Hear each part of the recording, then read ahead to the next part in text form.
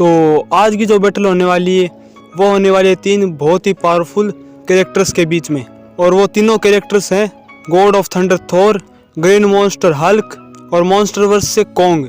और ये तीनों कैरेक्टर्स ये अपने आप में काफ़ी ज़्यादा पावरफुल है। एंड वीडियो शुरू करने से पहले आप सभी से मेरा एक निवेदन है कि प्लीज़ यारो चैनल को सब्सक्राइब कर दो, एंड वीडियो पसंद आए तो वीडियो को लाइक कर दो। तो बिना किसी देरी के आप वीडियो को स्टार्ट कर लेते हैं। तो पहले हम इन तीनों के origin and powers and abilities को जान लेते हैं। तो पहले बात कर लेते हैं हल्क की। तो Bruce banner accidentally gamma rays के संपर्क में आ जाता है, जिसके बाद वो ग्रीन मॉन्स्टर हल्क में बदल जाता है।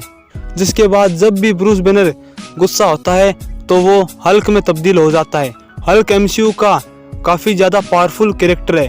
हल्क किसी भी फाइट में अपना दिमाग यूज नहीं करता है, सिर्फ सामने वाले को फोड़ने में ही ध्यान देता है। अगर बात करें हल्क की स्ट्रेंथ की तो आप सभी लोगों को बहुत बड़ा झटका लगने वाला है कि हल्क एमसीयू का मोस्ट स्ट्रॉन्गेस्ट सुपर हीरो है। मतलब जितने भी एमसीयू के सुपर हीरोज हैं उन सभी में हल्क की स्ट्रेंथ सबसे ज़्यादा है, थोर से भी ज़्यादा। और मैं आगे आप सभी को बता भी दूंगा क्यों। अगर बात करें हल्क की स्ट्रेंथ बेस्ड फीट्स की तो वो है कि उसने एक चित्तौरी लिवियाथन को सिर्फ अपने एक पंच से ही ढेर कर दिया था। और एक चित्तौरी लिवियाथन कितना बड़ा होता है आपने मूवी में देखा ही होगा। लोकी और थोर जो काफी ज्यादा पावरफुल बीइंग्स हैं उन दोनों को इजीली बीट कर दिया था। एबोमिनेशन जो हल्क के लेवल का ही बीइंग है उसे भी बीट कर दिया था। एंड हल्क ने हेला के एसगार्डियन वुल्फ फेनरिस को भी बीट कर दिया था। और वो कितना ज्यादा जायंट था आप सभी को तो पता ही होगा। और हल्क कितना ज्यादा पावरफुल है कि उसने सिर्फ अपने एक पंच से 4 किलोमीटर जितने ऊंचे शटर को डिसबैलेंस कर दिया था। और कुछ हद तक थेनोस को भी बराबरी टक्कर देने में कामयाब रहा। एंड अगर इसकी ड्यूरेबिलिटी की बात की जाए तो हल्क काफी ज्यादा ड्यूरेबल कैरेक्टर भी है।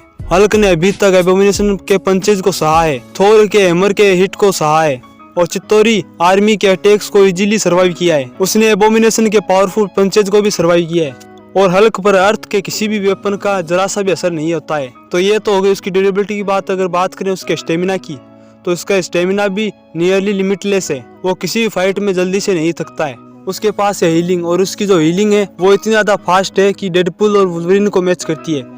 एंड उसके पास रीजनेशन भी है। अगर उसका कोई भी पार्ट कट हो जाता है तो वो इजीली उसे रीजनेट भी कर लेगा। एंड वो ट्रेवल करने के लिए लॉन्ग जंप्स भी मार सकता है। उसके रिफ्लेक्सेस भी अच्छे हैं। और जब भी वो हल्क बन जाता है तो माइंडलेस हो जाता है, उससे सामने वाले को सिर्फ मारना ही दिखाई देता है। हल्क में अभी तक कोई भी वीकनेस नहीं दिखाई दी है। हल्क जितना ज्यादा गुस्सा होता जाएगा वो उतना ज्यादा पावरफुल भी बनता जाएगा। तो ये तो बात होगी हल्क की। अब नेक्स्ट बात कर लेते हैं कॉन्ग की। तो कॉन्ग मॉन्स्टरवर्स का काफी ज्यादा पावरफुल टाइटन है।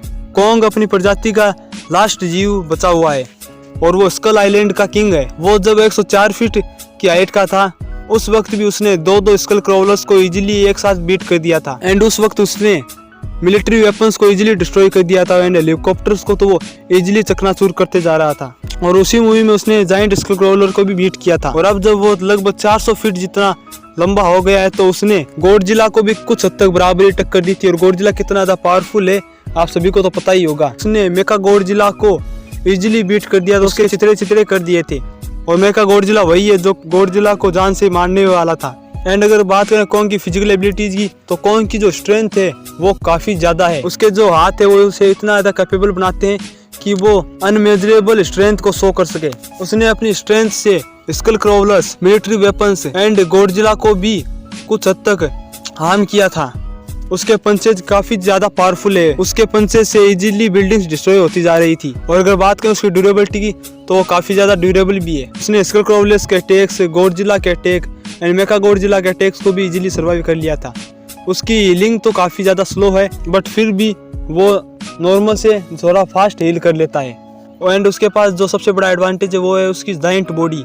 वो 400 फीट जितना ऊंचा है एंड वो लॉन्ग जंप्स भी मार सकता है। उसके पास एक एक्स है जो किसी को भी इजीली डिस्ट्रॉय कर सकती है। उसका स्टेमिना भी काफी ज्यादा अच्छा है। एंड वो अपने आसपास वाली चीजों को वेपन्स की तरह भी यूज कर सकता है। और वो मॉन्स्टरवर्स का मोस्ट इंटेलिजेंट मॉन्स्टर भी है। और अगर बात करें उसके स्पीड एंड रिफ्लेक्सेस की तो वो मॉन्स्टरवर्स के मोस्ट फास्टेस्ट मॉन्स्टर्स में से एक है। वो काफी ज्यादा फास्ट है एंड वो अपने एनिमीज पर भी काफी ज्यादा फास्टली अटैक्स करता है। अगर बात करें थोर की तो थोर एक एसगार्डियन है और वो गॉड ऑफ थंडर है। और वो ओडिन का बेटा है जो एसगार्ड का किंग है। थोर कितना ज्यादा पावरफुल बीइंग है अपने आप में ये मुझे आप लोगों को बताने की जरूरत नहीं है। अगर बात करें उसकी फिजिकल एबिलिटीज की, थोर की स्ट्रेंथ काफी ज्यादा है। तो थोर ने अपनी स्ट्रेंथ से इजीली एक लिवियाथन को क्रैश करा दिया था एंड उसने गुस्सेल हल्क को भी बिना किसी वेपन के रैग्नारोक मूवी में इजीली बीट कर दिया था।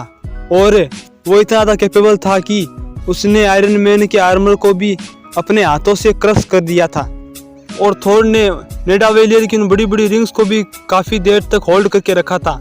तो थोर की स्ट्रेंथ भी काफ़ी ज़्यादा है। एंड अगर बात करें उसकी ड्यूरेबिलिटी की तो थोर एमसीयू के मोस्ट ड्यूरेबल कैरेक्टर्स में से एक है। थोर ने चित्तौरी आर्मी के अटैक्स को इजीली सर्वाइव कर लिया था एंड हल्क जो कितना ज़्यादा पावरफुल बीइंग है अपने आप में, आप सभी को पता ही होगा, उसके अटैक्स को भी इजीली सर्वाइव कर लिया था।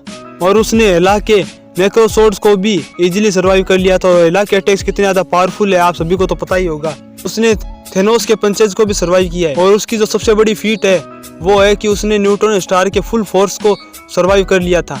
और थोर का स्टेमिना भी काफ़ी ज़्यादा अच्छा है। थोर किसी भी फाइट में जल्दी से थकता भी नहीं है। अगर बात करें उसकी हीलिंग की तो थोर की जो हीलिंग है वो काफ़ी ज़्यादा फास्ट है। हमने इन्फिनिटी वॉर मूवी में ही देखा था कि जब वो न्यूट्रॉन स्टार के फोर्स से काफ़ी ज़्यादा जख्मी हो गया था तो वो थोड़ी देर में काफ़ी जल्दी हील कर गया था। एंड उसका एक्सपीरियंस भी अच्छा खासा है। और जो उसकी फाइटिंग स्किल्स है वो भी काफ़ी ज़्यादा अच्छी है। और उसका जो आर्मर है वो भी काफ़ी ज़्यादा ड्यूरेबल है।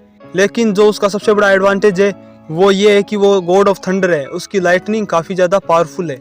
और उसके जो वेपन्स है वो भी गॉडली वेपन्स है। और वो कितने ज़्यादा पावरफुल वेपन्स है आप लोगों ने मूवी में देख ही लिया होगा। उसका जो फेमस वेपन है वो है स्टॉर्म ब्रेकर एंड म्योल्निर। और थोर की स्पीड भी काफ़ी ज़्यादा फास्ट है। तो ये तो इन तीनों कैरेक्टर्स की बात हो गई। तो अब देख लेते हैं कि इस फाइट में सबसे पहले कौन जाएगा। तो जहाँ तक कि मुझे लगता है इस फाइट में सबसे पहले जाने वाला है कोंग। कोंग बहुत पावरफुल है मगर उसकी स्ट्रेंथ और ड्यूरेबिलिटी काफ़ी ज़्यादा कम रह जाती है थोर और हल्क से। एंड उसकी हीलिंग और रीजनरेशन भी काफ़ी ज़्यादा लो लेवल पर है as compare to Thor and Hulk. अगर वो थोर के साथ लड़ता है तो मुझे नहीं लगता कि वो थोर को हरा सकता है।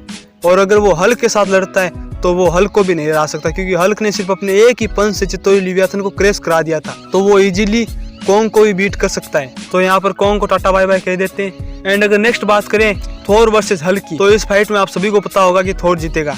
बट यहाँ पर हम कुछ पॉइंट्स को भी डिस्कस कर लेते हैं। स्ट्रेंथ, हीलिंग एंड रीजनरेशन और स्टेमिना के मामले में हल्क थोर से आगे है। But durability, weapons, experience, fighting skills, armour, इन सभी में थोर हल्क से आगे है। एंड जो थोर के फाइटिंग रिफ्लेक्सेज हैं वो भी हल्क से ज़्यादा है। और हमने रैग्नारोक मूवी में ही देखा था कि थोर ने हल्क को बीट कर दिया था। तो बेसिकली आज की हमारी इस फाइट का विनर है गॉड ऑफ थंडर थोर। और आज के लिए बस इतना ही। और अगर आपने चैनल को सब्सक्राइब नहीं किया है तो सब्सक्राइब कर दो। और आपको नेक्स्ट वीडियो किस पर चाहिए ये आप सजेस्ट कर सकते हैं। और वीडियो को प्लीज़ यार लाइक कर दो। मिलते हैं नेक्स्ट वीडियो में।